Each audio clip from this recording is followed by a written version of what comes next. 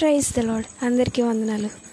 ఈ రోజున మన జీవితంలో ఒక చిన్న ఇన్కన్వీనియన్స్ వచ్చినా, ఏమైనా స్మాల్ ప్రాబ్లమ్స్ వచ్చినా సరే మన విశ్వాస జీవితంలో వెనకడుగు వేస్తూ ఉంటాం. టైం లేదనో లేదా చిన్న చిన్న సమస్యలు వచ్చాయనో ప్రార్థన చేయడం ఆలస్యం చేస్తాం.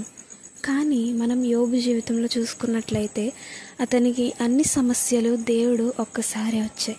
దేవుడు ఒకసారి అతని మీద పంపించాడు. అతని సంతానాన్ని దేవుడు తీసేసుకున్నాడు. అతని యొక్క సంపదని మొత్తాన్ని కోల్పోయాడు. స్నేహితులను కోల్పోయాడు. ఆఖరికి తన సొంత భార్యనే తనని చనిపోమని అడిగింది.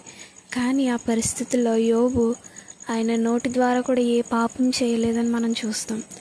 అది ఏ విధంగా సాధ్యం అని మనం ఆలోచిస్తే ప్రార్థన మాత్రమే సాధ్యం. ప్రార్థన వలన మాత్రమే సాధ్యం. ఆయన ఎన్ని సమస్యలు వచ్చినా నాకు తిరిగిచ్చే దేవుడు నాకు ఉన్నాడు, ఇవ్వకపోయినా సరే నేను చచ్చిపోయినా సరే దేవుని స్తుతిస్తాను అనేంత విశ్వాసం కలిగి ఉన్నాడు యోబు.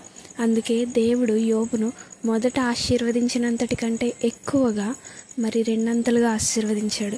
మరి నీ జీవితంలో దేవుడు చెప్పాడు కదా, ఒక చిన్న ఆవగింజంత విశ్వాసం ఉన్నా చాలు అని చెప్పి. మరి నీ జీవితంలో ఆ ఆవగింజంత విశ్వాసం ఉందా?